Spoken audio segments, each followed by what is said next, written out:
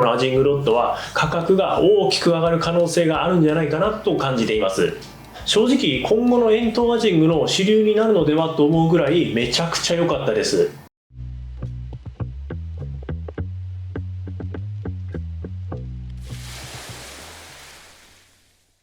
はい、こんにちは、ねです。今回は2026年上半期に買ってよかったアジング製品ベスト4を紹介します。よろしくお願いします。さあ、早いもので2026年も半分が終わりましたが、皆さんのアジングの調子はいかがでしょうか。今年もいろいろなメーカーさんからアジング関連の新製品が発売されていますが、今回は新製品だけに限らず、僕自身が2026年の上半期に実際に購入して使ってみたものの中から、これは買ってよかったなと感じたものを紹介していきます。新しく発売された製品はもちろんですが、過去に使っていてこれはちょっと予備を手元に置いておきたいなと思ってリピート購入したものなど、今年の上半期もいろいろなアジング製品を購入して使ってきました。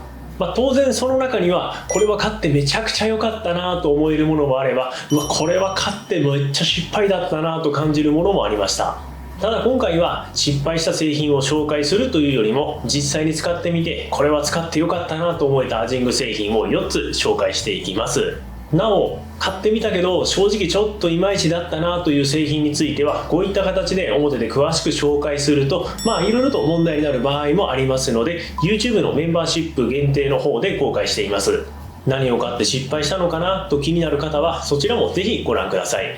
それでは2026年の上半期に買ってよかったアジング製品ベスト4を紹介していきます。まず1つ目の製品がアジングロッドになりますが、これはエバーグリーンさんのマイティハンツマンになります。こちらは新製品ではなく予備として買い直したアジングロッドになります。で、なぜマイティハンツマンを改めて買ってよかったかというと、僕がこのロッドを使っている 14g 以上のタングステンシンカーを使った円筒のアジングでは、このロッドの代わりになるアジングロッドが市場にほとんどないというのが理由です。特に潮の流れが速いポイントや水深が15メートル以上あるポイントで 14g 以上の重たいタングステンシンカーを使ってそこ付近をトントンと探っていくような釣りでは、このマイティハンツマンは唯一無二に近い武器になります。さらにマイティハンツマンは魚をかけた後のパワーも十分にあります。40センチクラスのアジでもゴリ巻きで余裕を持って寄せてこれますし、尺前後のアジであれば軽く抜き上げすることができます。さらに竿の角度を立てすぎないように注意したら、40センチ前後のアジでも普通によいショット抜き上げできるだけのパワーがあります。短い試合でパターンにはまった時に強引にやり取りして素早くアジを取り込み、手返しよく数を伸ばしていくためにも、このロッドの張りとパワーはかなり大きな武器になります。実際に今年の春シーズンのアジングでも尺からギガアジを余裕で300匹以上釣るなど大活躍してもらいました。最近は円筒系のロングロッドもいろいろ出ていますが、各メーカーさんの流れを見ているとショートソリッドやソリッドディップ系のロングロッドが増えている印象があります。そのためマイティハンツマンのように張りが強くて重たいシンカーをしっかり操作できるチューブラのアジングロッドは今後手に入りにくくなったり、もしかしたら価格が大きく上がる可能性があるんじゃないかなと感じています。そういった意味でも今のうちにもう1本確保しておきたいと思って今回予備ロッドとして買い直しましたが、改めて買ってよかったなと思えるアジングロッドでした。かなり特殊な用途ではありますが、 14g 以上のタングステンシンカーを使った円筒のアジングでは僕の釣りに欠かせない1本なので、2026年上半期に買ってよかったアジング製品の1つ目として紹介しました。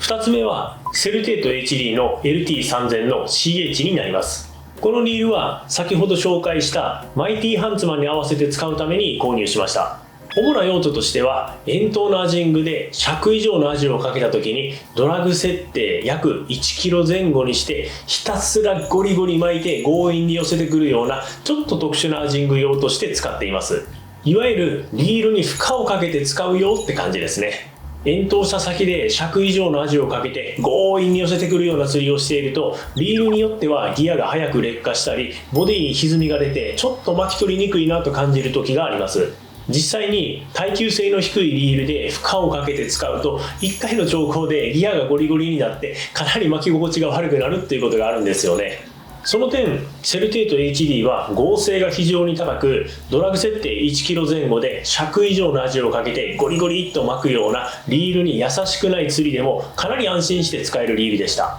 実際にマイティハンツマンとの組み合わせで使うことで、円筒先で尺味をかけてから寄せてくるまでの一連の流れがかなりスムーズにできるようになりました。朝まずめや夕まずめの短い試合の時にかけた味を素早く寄せて手返しよく釣っていくには、このリールの合成と巻き上げの強さっていうのはかなり大きな武器になりました。ただ、セルテート HD は一番小さい番手でも 225g あるので、アジング用のリールとしてはかなり重たい部類に入ります。そのため相性がいいロッドは結構限られます。僕が合わせているマイティハンツマンとの相性はいいですが、少しパワーが落ちるマニューバーと合わせるとリールが重たくてバランスが悪く感じますね。なので僕は基本的にマイティハンツマンの専用として使っています。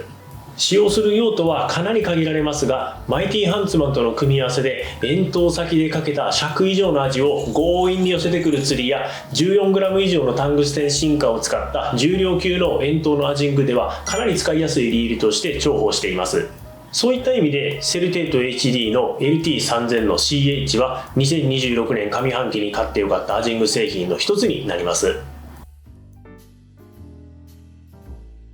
3つ目のアジング製品は9本編みの P ラインになります。具体的にはゴーセンさんのガイダスとバリバスさんのアバリエギングマックスパー PE の2種類になります。この2つは円筒アジング用として購入しましたが、正直今後の円筒アジングの主流になるのではと思うぐらいめちゃくちゃ良かったです。ちなみに9本編みの P ラインについてざっくり説明すると、これまで一般的だった4本編みや8本編みの P ラインとは少し構造が違って、中心にシントラルラインを入れることによって低深度化や直進性の向上、感度アップを狙った P ラインになります。なので伸び率も 3% 台とかなり低く、実際に使ってみてもこれまで4本編みや8本編みの P ラインとは感度や操作性などが明らかに違いました。特にキャブやフロートをビュッと円筒した先での当たりが明確に伝わったりとか、シンカーをしっかりと操作しやすいなど、円筒のアジングではかなりメリットが大きいですね。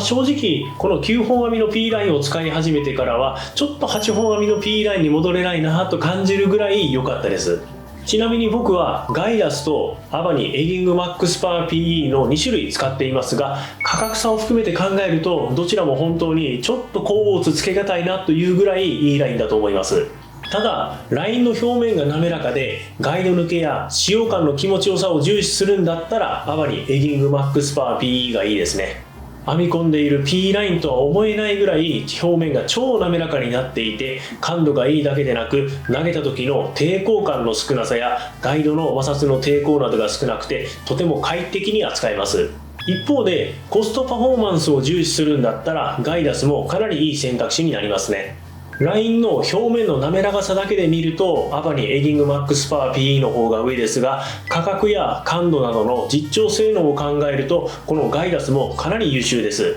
で、どちらを選ぶか迷った場合は滑らかさや使用感を重視するんだったらアバニエギングマックスパー PE、 そしてコスパを含めて使いやすい9本編みの P ラインを選ぶならガイダスという感じで使い分けするのが良いかなと思います。実際に僕は両方のラインを円筒のアジングに使っていますが、100から40アップのアジを円筒のアジングで狙うのであればかなり快適に使えています。そしておそらく今後は円筒アジングやライトゲーム向けの P ラインはこういった9本編みのラインがかなり増えてくるのではないかなと思っています。ただ現在はガイダスの 0.5 号が一番細い番手なので、これからもう少し細い番手が開発されてくれば円筒アジングだけでなくライトゲーム全般でもさらに広く使われるラインになりそうですね。そのぐらい可能性を感じた P ラインで実際に使ってみてめちゃくちゃ良かったので、2026年上半期に買って良かったアジング製品の一つとして紹介しました。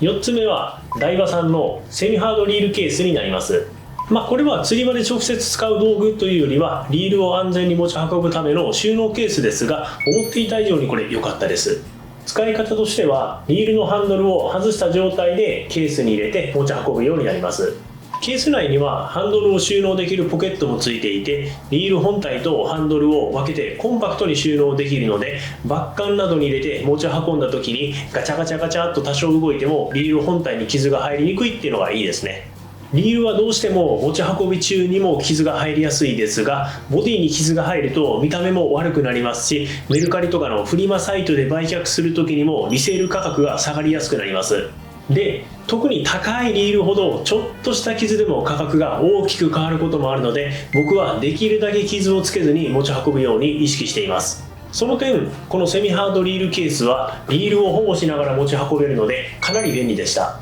ただ、購入するときはサイズ選びにちょっと注意が必要です。僕はベイトリール用のサイズと S サイズの2種類購入しましたが、ベイトリール用のケースはコンパクトな2000番クラスのスピニングリールであれば収納できました。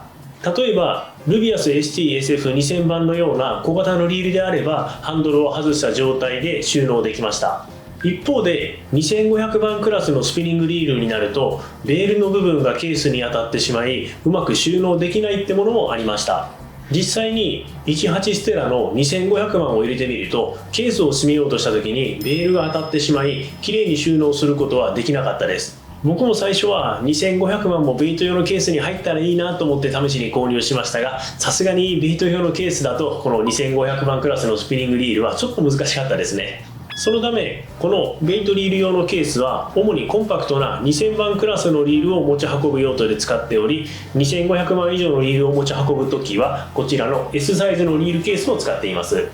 超過に直接つながるアイテムではありませんが、大切なリールを傷から守りながら持ち運べるのでかなり便利で買ってよかったアイテムでした。ということで今回は2026年上半期に買ってよかったアジング製品ベスト4を紹介しました。いつもは年に1回買ってよかったアジング製品をまとめていますが、今年は上半期の時点で予想以上にいい製品が多かったので、今回は上半期限定のベスト4としてまとめてみました。今年発売された新製品だけでなく、昔発売されたアジングロッドを改めて買い直したりもしましたが、実際に使ってみてやっぱりこれはいいなと感じる製品が多かったですね。当然買ってよかったものもあったら、正直ちょっとこれは失敗だったなと感じるものもありましたが、やっぱりいいものを紹介するのはテンション上がりますね。まだ2026年も半分近く残っていますので、これからも各メーカーさんからいろいろな新製品がリリースされると思います。気になったものはどんどん購入して実際に試しながらより多くの味を釣るための研究を続けていきたいですね。また冒頭でもお伝えしましたが、買ってみたものの正直あんまり良くなかった製品については YouTube のメンバーシップ限定の方で紹介しています。矢野が買って失敗した製品が気になる方や、なぜその製品がいまいちだったのかという理由が気になる方はぜひそちらもご覧いただければと思います。また今後もアジングに関する濃い情報発信を頑張っていきますので、よろしければチャンネル登録と高評価をお願いします。それでは今回の動画は以上になります。最後までご視聴ありがとうございました。最後に、